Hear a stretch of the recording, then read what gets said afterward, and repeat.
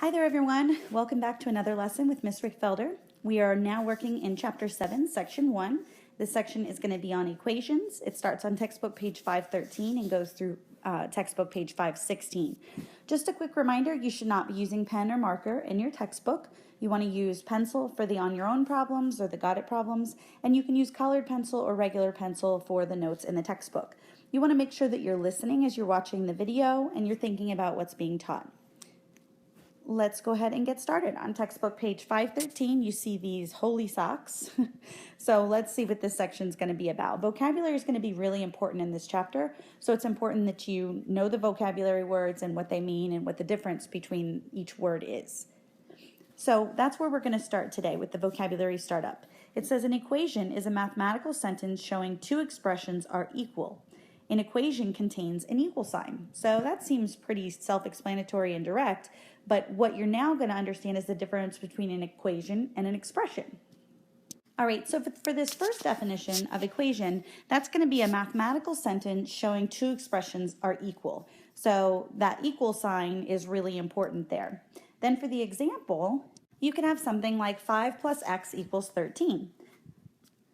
And now for the expression definition, it says a combination of numbers and operations which might contain variables, and then we'll give you an example. So here you can see we have 5 plus x minus 16. Notice there's no equal sign, so without someone giving you the value of x, there's no way for you to solve this problem or to find out what x is. So this next piece says, how are equations and expressions similar? So for here, I have that they both have numbers and operations and may contain variables. So that's how they're similar. And now here's the very important part where it says how are equations and expressions different. An equation has an equal sign, an expression does not. So that's very important that you know the difference between an expression and an equation. Now we have the real world link, and it says Anna bought a package of 6 pair of socks. She writes the equation below to find how much she paid per pair. Circle the solution of the equation. So the equation that she wrote here is 6x equals 9. I'm just boxing that to draw your attention to it. So we need to know what number makes sense here. So if we put in 6 times the $2, that would make $12. So that one's not right. If we put in 6 times 50 cents, that would make $3. So that's not right. So we know it's going to be $1.50, and we can just do the math off to the side to make sure. And as you can see, we get $9, so that is correct. All right, so now you should be looking at textbook page 514. At the top, it's going to say solve addition and subtraction equations mentally. So what you want to look at here, go ahead and put a bubble like I've done over here around the stop and reflect. How can you check if your solution to an equation is correct? Well, you can work backwards. So let's go ahead and first start with the vocabulary that we have up here at the top. So up here at the top, it says, when you replace a variable with a value, so that's like the value is like a number. So let's go ahead and put a number sign up here. Okay, so that's what that means when you replace a letter with a number. So let's write letter here. That results in a true sentence. You solve the equation. That value for the variable is the solution of the equation. So for instance, you have 2 plus x equals 9, like you can see here, and it says the value for the variable that results in a true sentence is 7. So 7 is the solution to this equation. So the sentence 9 equals 9 is in fact true.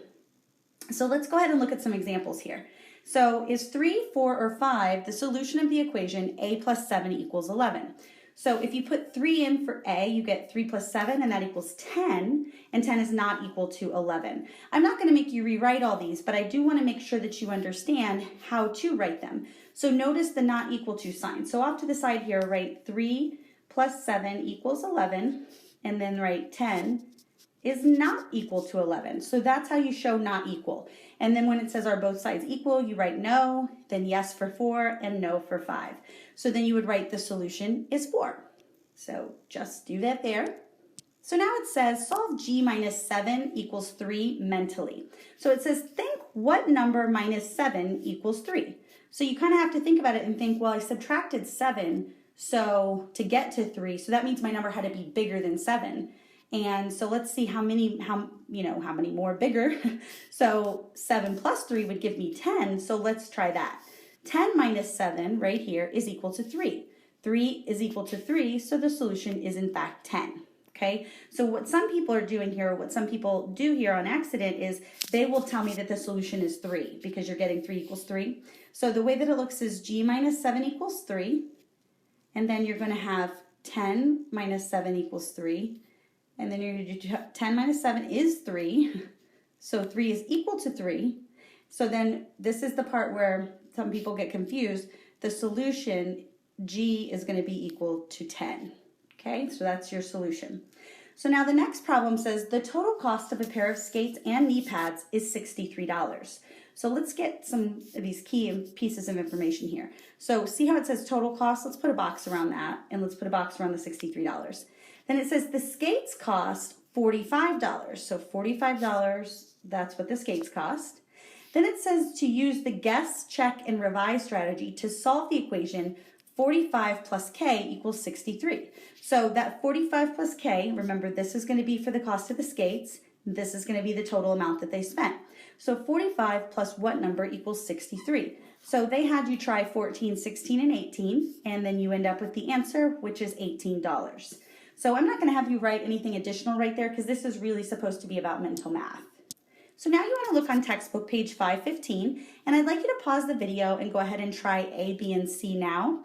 I do want you, when it says, is 4, 5, or 6 the solution of the equation, I want to see that you can do what we did over here. So this is how you want to do the got it for A. So I do need to see the work for the first one, the second one, and the third one. That's what we need to do over here, okay? So see where it says, is 4, 5, or 6 the solution? You need to work each one of those out. Then you can solve B mentally, that's fine. And then C you want to also work on, okay, using the guess, check, and revise strategy. All right, welcome back. So hopefully you were able to work on A, where you're going to do the different, you're going to check to see if it's a solution for 4, 5, or 6. So for A, I went ahead and wrote C plus 8 equals 13. Then we plugged in 4. Then 4 plus 8 we found out is 12, so we know that that is not a solution. So we put a slash through the equal sign and then write no. Then for the next one, we write C plus 8 equals 13 again. 8 plus 5 actually is 13, so we're going to write yes. So even though we found the solution, we want to try the last one as well. C plus 8 equals 13, because it's kind of asking you the 3 separate questions. Is 4? Is 5? How about 6? So you want to answer all of them with the math information. And so we can see that 8 plus 6 here, or 6 plus 8 rather, is 14. And so 14 is not equal to 13, so we're going to write no right there. Please make sure that yours looks like this now. All right, so now let's take a look at B. B should be a little easier. 9 minus what number is going to equal 2? So we need to write 9 minus x equals 2. And we need to think, okay, what can we take away from 9 to get 2? Oh, well, that's going to be easy. That's 7. So you should have x is equal to 7. Oops, actually, scratch that. You should have 9 minus 7. Sorry about that.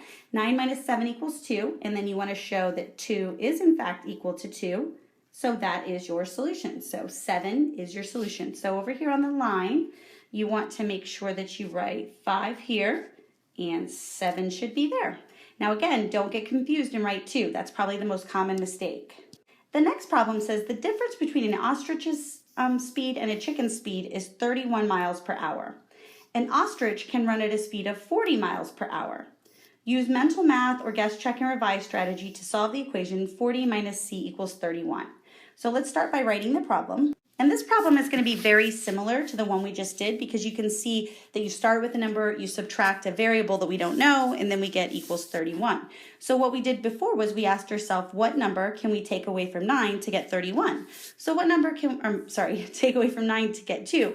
So what number can we take away from 40 to get 31? Well, 40 minus 9 is 31. So let's go ahead and plug that in and see how it works out. So we've got 40 minus, then we'll go ahead and put the 9 in right here, equals 31. And then mathematically, we're just showing that again. So we're showing that 40 minus 9 is in fact equal to 31. So that is correct. So our solution for this problem is going to be 9. And down here, you can probably just add that there. That way, there we go. And so up here on your answer line, 9. All right, so moving right along here, we can see it says to solve multiplication and division equations mentally. So now it says multiplication and division equations are solved in a similar way to addition and subtraction equations. So in this example for number 4, it says, is 3, 4, or 5 the solution of the equation?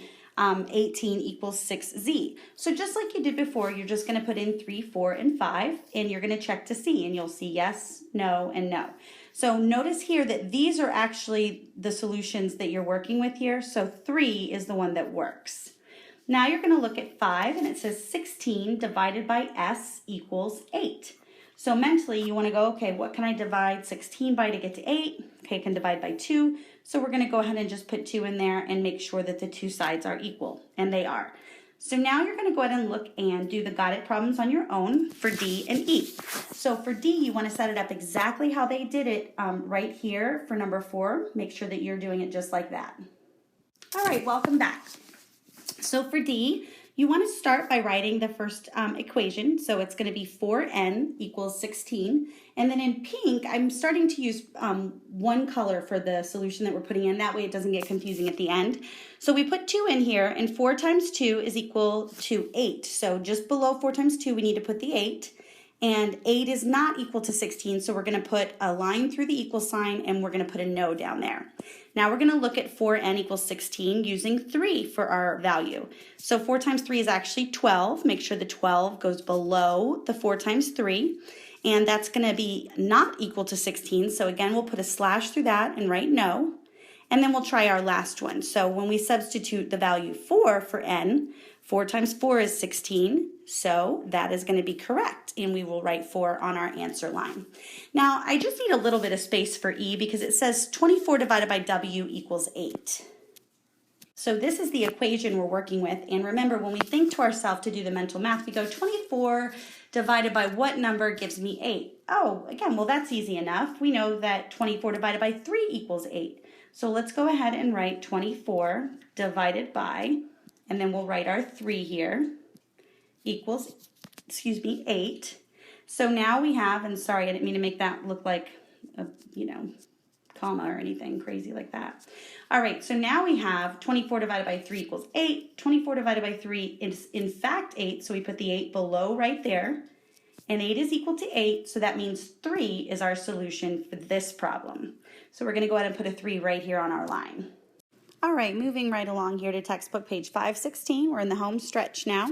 At the top, it says Mason bought 72 sticks of gum. So let's go ahead and underline that. There are 8 sticks of gum in each package. So that word each is going to be important, and there are 8 sticks in each package. Use the guess and check and revise strategy to solve the equation 8 times P equals 72, and then to find P. So as you can tell, they wrote the original problem, which you need to have whenever you're doing the guess, check, and revise strategy. So all those are the original problem. Then they substituted their values, so 7, 8, and 9. And then they solved on each side. Now notice you're not writing, like for instance, 8 times 7 right here, we're not writing 56. That wouldn't be appropriate. The 56 goes below the 8 times 7. So then you can see that for this example, 9 is a solution. So Mason bought 9 packages of gum. So that's really all I need you to write there. Now what I'd like you to do is go ahead and work on problems 1 through 6.